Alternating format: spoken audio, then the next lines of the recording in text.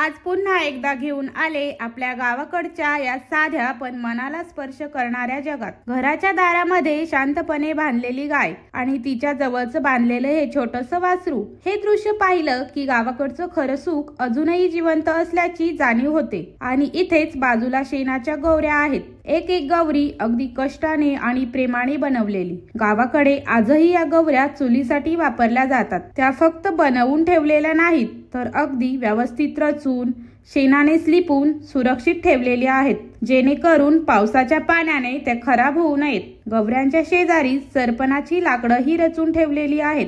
गावाकडच्या प्रत्येक गोष्टीत एक शिस्त आणि साधेपणा दिसून येतो। आणि इथेच एका कोपऱ्यात पडलेली जुनी बैलगाडी, तिची 2 चाकं अजूनही तशी शांत उभी आहेत। कधी काळी शेतकऱ्याचा अभिमान आणि गरिबाची फॉर्च्युनर असलेली ही बैलगाडी आज मात्र काळाच्या ओघात कुठेतरी हरवत चालली आहे। ही फक्त दृश्य नाही, तर आपल्या खेडेगावात चालत आलेली परंपरा, संस्कृती आणि जुन्या आठवणी आहेत।